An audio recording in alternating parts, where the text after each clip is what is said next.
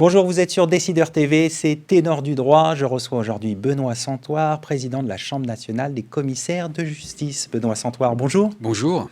Alors, pouvez-vous nous parler de cette nouvelle profession de commissaire de justice ? Alors, cette nouvelle profession a été créée il y a presque 6 mois maintenant, le 1er juillet 2022, mais elle trouve son origine dans la loi Activité et croissance du 6 août 2015, cette loi qui a été portée par l'ancien ministre de l'économie, aujourd'hui président de la République, Emmanuel Macron.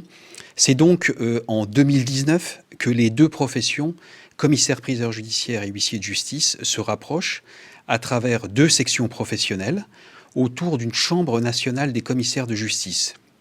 Et pendant les 3 années qui vont suivre, ces deux professions vont travailler au sein de cette chambre nationale pour inaugurer ce qui est aujourd'hui cette profession de commissaire de justice. Donc, entre 2000 et 2022, il y a un travail de fond qui est organisé. Le 1er juillet 2022, cette nouvelle profession est née. Les fonctions ordinales sont donc remplies autour de cette chambre nationale et les deux sections professionnelles disparaissent totalement. C'est aussi à cette époque, entre 2019 et 2022, qu'est créé l'INCJ, qui est l'Institut national de formation des jeunes commissaires de justice, et qui va donc leur permettre à ces jeunes d'acquérir ce qu'on appelle la formation initiale, qui leur permettra de devenir, au printemps 2023, pour la première session, des jeunes commissaires de justice. Quant aux professionnels que nous sommes, ex-commissaire-priseur judiciaire et ex-huissier de justice, nous avons suivi des formations dites passerelles qui nous permettent d'acquérir les compétences de l'autre profession. Et ces formations sont donc en cours. La quasi-totalité des professionnels les ont suivies. Elles sont impérativement à suivre parce qu'au 31 décembre 2025, ceux qui n'auront pas fait ces formations ne pourront plus exercer.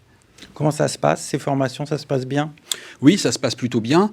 Il y a beaucoup de travail, bien évidemment. C'est jamais facile d'apprendre le métier de l'autre, mais pour autant, je crois que ça se fait dans la synergie, et ça, c'est très important.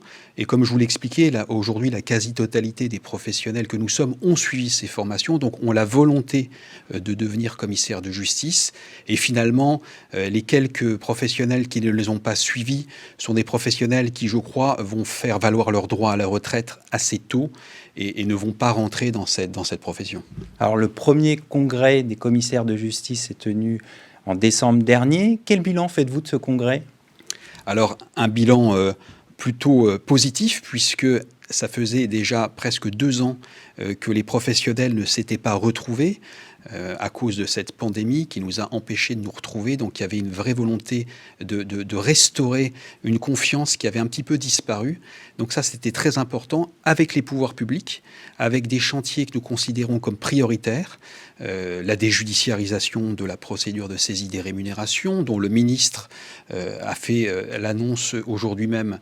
Donc ça, c'était très important pour nous. La revalorisation de nos tarifs, aide juridictionnelle, qui n'a pas été revue depuis 50 ans, 1972.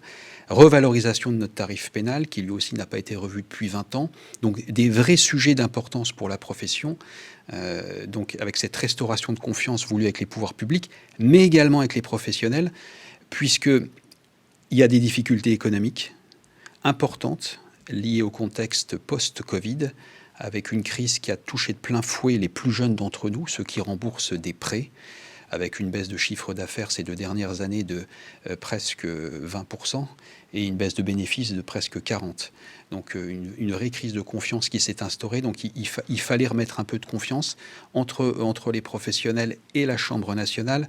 Et puis il faut créer de la synergie. C'est toujours difficile, 2 professions qui se rapprochent, qui se connaissent finalement assez mal. Il faut créer de la synergie, de l'envie, et c'était très important que ce congrès amène cette confiance. Vous venez de le dire, créer de la synergie, de l'envie. De nombreux enjeux se posent aux commissaires de justice. Quelles sont les perspectives pour la profession ? Cette profession, elle ne peut réussir que si les professionnels s'associent entre eux. C'est-à-dire qu'il faut effectivement créer l'envie d'aller vers l'autre, créer de la synergie pour que les offices puissent se rassembler. Et ça, c'est une première condition. La deuxième, c'est vraiment de nous tourner vers le justiciable et de montrer ce qui fait aujourd'hui notre force. la sécurité juridique de nos actes, la force probante de nos constats, notre savoir-faire en matière d'inventaire, de vente, de prisée, c'est tout ce qui doit être mis en avant aujourd'hui auprès du justiciable. Et c'est ce savoir-faire qu'il faut mieux faire connaître qu'il ne l'est aujourd'hui. On va conclure là-dessus. Merci d'être venu sur notre plateau. Je vous remercie infiniment. Merci à toutes et à tous pour votre fidélité. Je vous retrouve très bientôt pour un nouveau numéro de Ténor du droit sur Décideur TV.